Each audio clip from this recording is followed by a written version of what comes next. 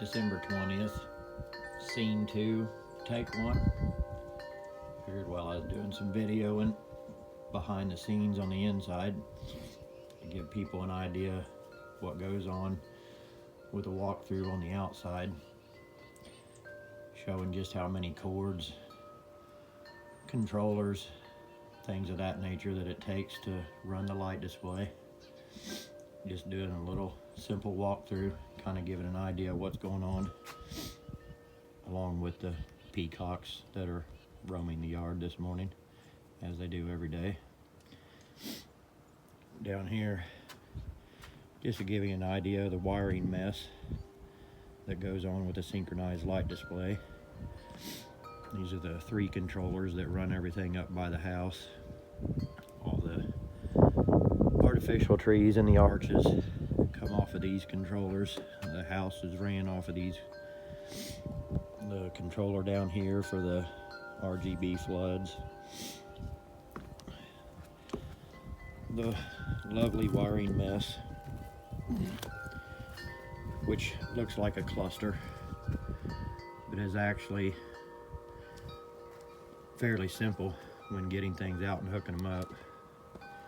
I always label all my custom cords so that I know what goes where every year. Most of them are zip tied together so they get rolled up as a bundle. The arches, pretty simple design really. Light bundles, zip tied to conduit. I run 2-foot pieces of rebar into the ground that the conduit just slides over. Stick it in one side, bend it over, stick it in the other. All the artificial trees. Back here's the big 40-foot mega TV antenna tower and the trampoline for the base. The controller that's dedicated to it.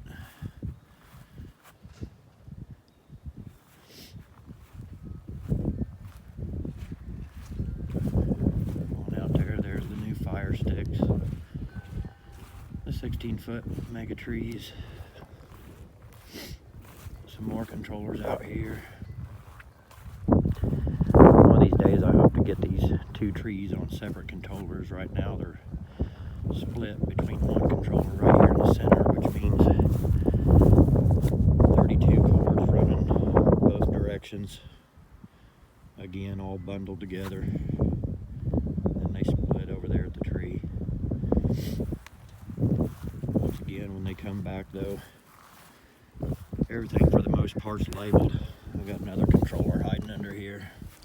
I don't normally worry about covering up controllers, but this is a tote that gets used to store all the stuff that makes that tree.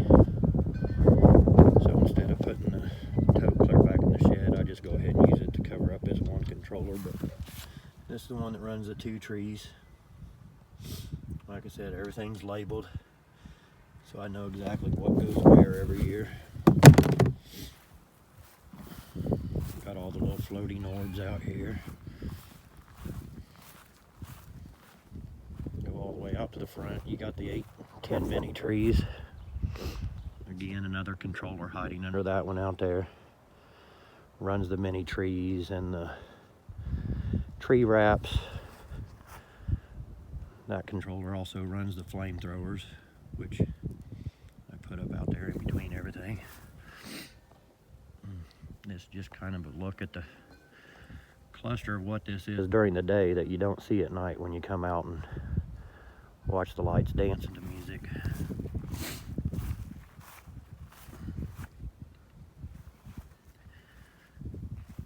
And that's about it.